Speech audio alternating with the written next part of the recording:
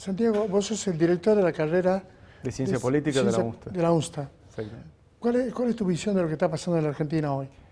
Bueno, lo que vemos es que tenemos un panorama político bastante complicado, más allá del económico o excluyendo lo económico, desde el punto de vista de lograr entre el Estado nacional, en la figura de Javier Milei y todos los ministros, encontrar puntos de consenso para llevar adelante las reformas estructurales en relación a los acuerdos que se pueden alcanzar con el Congreso Nacional. O sea, vemos una permanente puja, tanto desde los discursivos como desde lo político, eso lo lleva obviamente a lo político, que genera inevitablemente esta situación que hemos visto en todo el verano, en enero y febrero, de rupturas, acuerdos, desencuentros inclusive, agravios entre uno y otro, movilizaciones que no han terminado, o que mejor dicho han llevado como consecuencia a que no se termine aprobando la ley que necesitaba el gobierno nacional.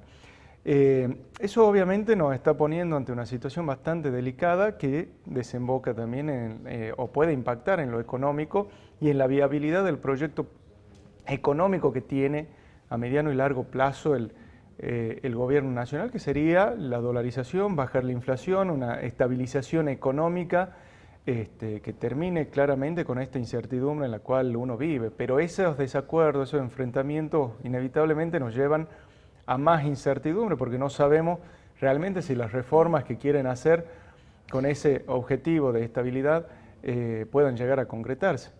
Pero claro, el tema de las privatizaciones, por ejemplo. El tema de las privatizaciones ese ha caído y justamente ese ha sido el punto de ruptura incluso y la decisión de volver a comisiones y no seguir tratando la ley en ese momento cuando supuestamente tenían ya la cantidad de votos necesarios para poder terminar de aprobar en forma particular cada uno de los artículos que hacían a la ley. Eso nos muestra claramente que los gobernadores buscan también tener su peso en el Congreso a través de sus diputados, lo hemos visto en el caso de Tucumán, y en consecuencia también que hay una dificultad de parte del gobierno nacional de poder consolidar esos acuerdos. Hay que ver obviamente a lo largo de estos días, meses, cómo se va a ir dando nuevas alianzas. Ya estamos viendo que la Libertad Avanza está acercándose a sectores del PRO a efectos de poder consolidar un bloque un poco mayor del que actualmente tiene. Entonces, la pregunta que surge inclusive sería si este tipo de reformas estructurales que se pretenden hacer desde el gobierno nacional se pueden hacer a través de un sistema republicano inclusive, porque implica tocar ciertos intereses, y estamos viendo en el discurso de Javier Milei incluso que pretende gobernar sin el Congreso prácticamente. Quizás este acercamiento hacia el PRO sea una moderación en ese discurso, o no necesariamente, pero sí sea desde la práctica una moderación que te permita tener mayor peso en diputados y poder negociar, que es lo que hoy tenés ahí como una contrapartida. Hoy la negociación se basaba principalmente en la posibilidad o no de cortarte fondos nacionales que los gobernadores claramente necesitan. Tenés provincias con una diversificación productiva muy escasa, dependiente de materias primas. Lo hemos visto en el caso de Tucumán, dependiente del azúcar y del citrus, dos actividades que generan el mayor ingreso para la provincia, pero al mismo tiempo podríamos decir que la mano de obra es bastante precaria en algunos casos. Y por otro lado, la dependencia de los fondos nacionales. Te cortan eso y la provincia se ve en dificultad para poder inclusive sostener lo que sería el pago de salario. Sí, vamos a analizar Tucumán. Entonces, entremos a Tucumán. Tu visión desde el punto de vista teórico, porque vos manejás mucha teoría, ¿cómo lo ves lo que pasó con Tucumán? Creo que el gobernador fue, obviamente, más allá de los disgustos internos que puede haber generado en la fila del justicialismo, ha sido bastante acertado en algún punto por una cuestión práctica de priorizar también lo que sería el pago de salarios, mantener también un presupuesto que ya había sido preestablecido y en ese sentido mantener un poco paz social. Si te fijas, más allá de ese posible acercamiento y acuerdo que haya tenido con la Libertad Avanza, no significa un alineamiento exclusivo o ciego respecto de todos los lineamientos que puedan plantear desde el gobierno nacional, sino que en algún aspecto también supone priorizar los intereses provinciales.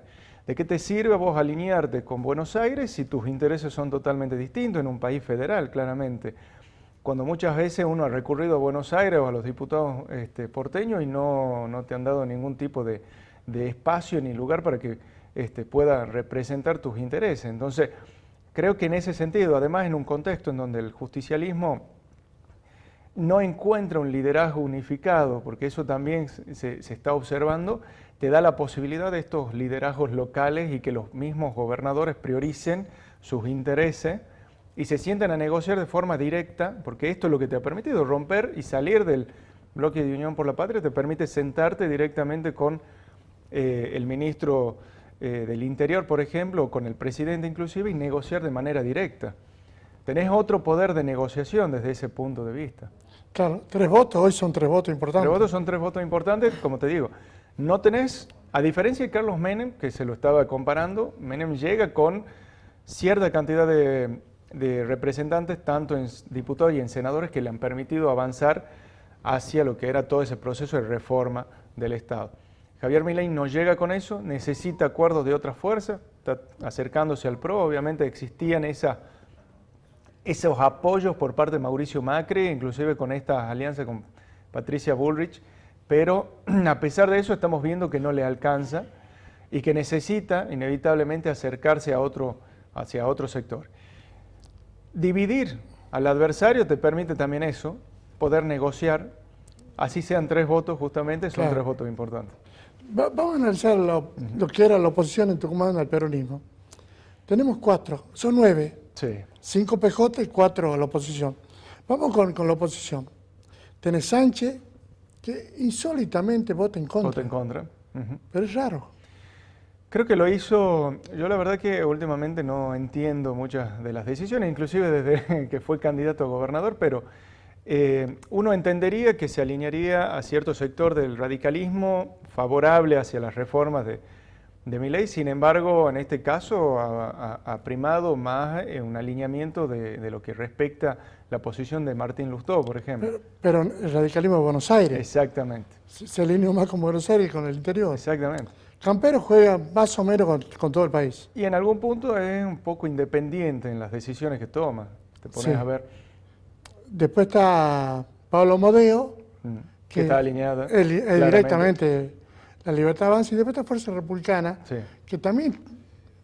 Que yo creía iba a tener un papel un poco más importante, sin embargo, por el rol que ha ocupado justamente durante la campaña presidencial, habiendo sido el partido que en primera instancia se había acercado a Javier Milei.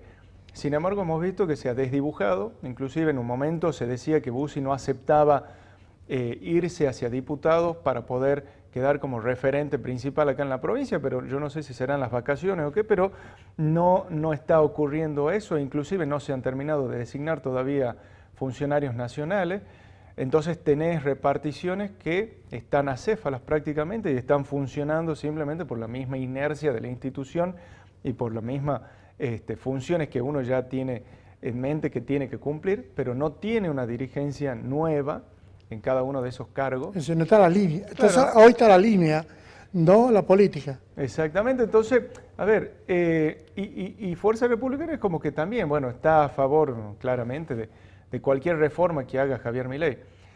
3 diputados que sean de Unión por la Patria, o ex Unión por la Patria en este caso, ahora del Bloque Independencia, suma bastante, o sea, te quedan 2 diputados únicamente que no estaban de acuerdo.